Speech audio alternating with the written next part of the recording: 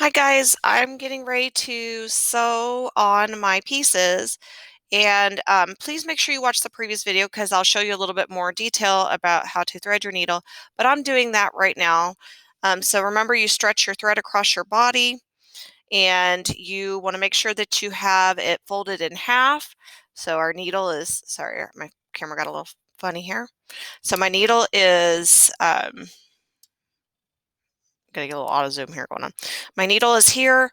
My open ends are at this end, and we're gonna add a knot in here. And I'm just looping around my hand. I'm gonna do this one right here. This is so easy to do this knot.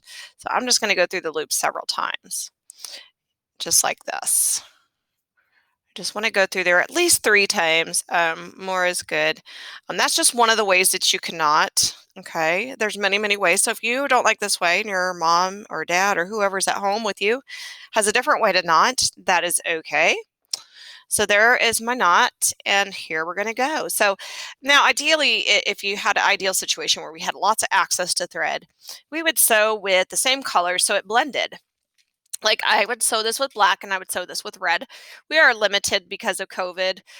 So we're going to we're going to just kind of use the thread that we've got. Plus, I'm going to do a different color because I want you guys to see my stitches. Otherwise, you won't see anything and you'll be like, what is she doing? I don't know. Okay, so I'm going to go ahead and start with the eye. And to get started, we want to stitch on the back close to the edge. So we want to make sure we're close to the edge, but we're on the back like that. And the reason I'm starting on the back is because that knot is on the back. Boom, there it is. And I want to hide that knot because I don't want to see it.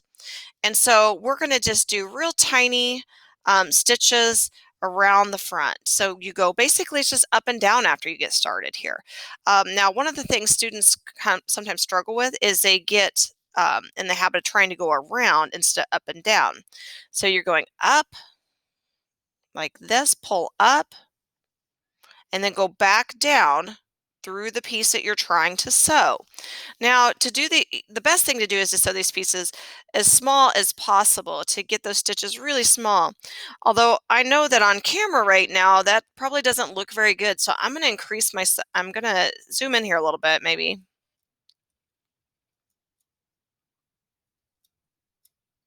Seeing if I can get any closer. I don't know if I can get any closer than that. So I'm going to increase my size of my stitch just so you guys can actually see it. Okay, so I'm going to go a little bit bigger. But the smallest you can do is best because then you'll be less likely to see your stitches. Do you see it now? And I still may have to go a little bit bigger just so you guys can actually see what the heck I'm doing. Otherwise, you might be like, what is she doing? Can't even see. So we're going up and down, and we're going around our eye. And you can see I'm pretty close to the edge, okay?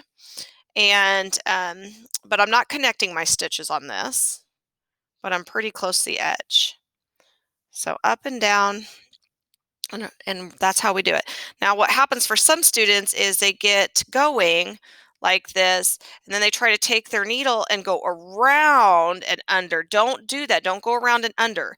It's up and down, never around. Up and down, never around. You can kind of chant that little mantra. If something like this happens and it gets stuck on one of your pieces, not a big deal. Just kind of unhook it. It'll come undone. There we go. And after you get enough stitches in here, you will be able to remove your pin as well from your project. So we'll be able to remove that here pretty soon. I'm going to leave it in just for a little bit longer because I want to wait till I get it sewn all the way around my eye. So again, I am about halfway done with this piece. So you can see this process doesn't take too terribly long. You guys will have a week to do this step. And so it just depends on how many things you're sewing on, how long it will take you. Some of you may have a very intricate design. This one's somewhere in the middle. I'd say this is like a medium design. Some of you just may have 2 eyes and a smile. So obviously with 2 eyes and a smile, that's less than this because this has eyebrows and it has the heart. So there's a little extra on here. Some of you might have some really detailed stuff and therefore it's even harder than this. Or maybe you're doing not only the front piece to your pillow like what I'm doing, you're going to also maybe sew a design on the back of your pillow as well. And so if you're doing that, you are definitely going to have more to stitch on. So kind of plan your time accordingly based on how much you've got. So if I was doing this piece, I would probably plan, like if I wanted to spread this out through the week, I would probably plan to do an eye each day. So like I'd do my eye and my eyebrow, and then like maybe I'd do this the next day.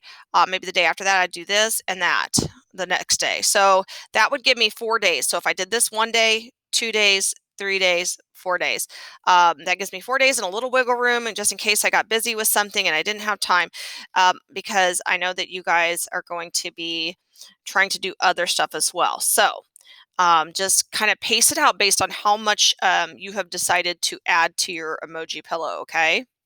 So again, I would ideally be making these even smaller, but I am not doing that because otherwise you guys cannot see it, and that would be tragic, okay? Because then you'd be like, what is she doing? I don't even know. Okay, so I'm almost all the way around here, okay? And you can see my time. I'm looking at my timer right now, actually.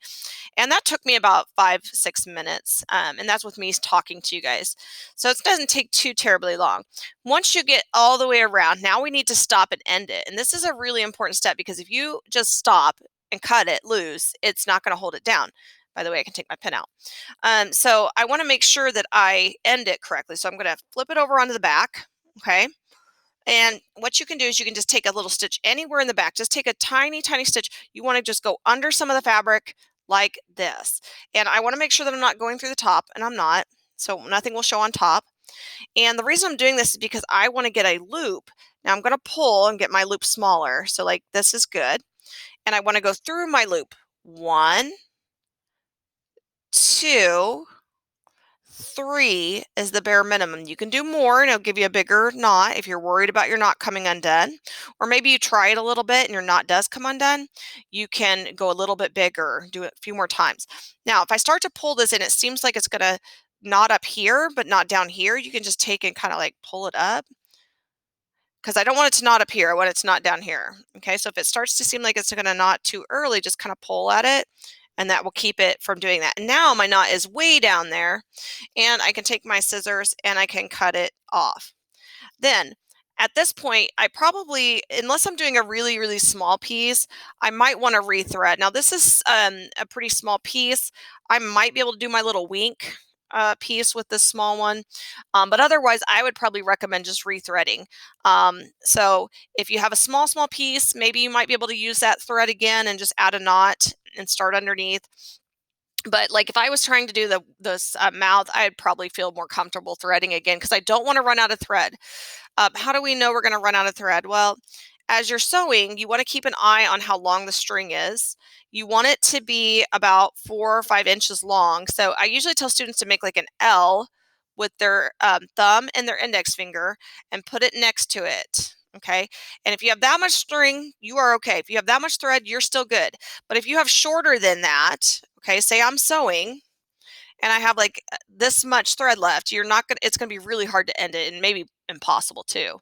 So you need to have at least that 4 or 5 inches. So kind of check as you're sewing if you're sewing a big piece on. This was a small piece, so I knew I wasn't going to run out of thread.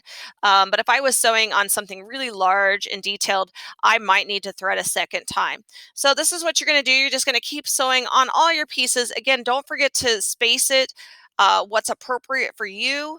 If you're struggling and we are in a hybrid mode and everything, and you're struggling, you can come in and ask me questions as well during class, right before class or something like that, and I can help you try to figure out maybe what's going on as well. But this is what we're doing, and I'm excited to get started with these because these are so much fun. All right, guys, talk to you later.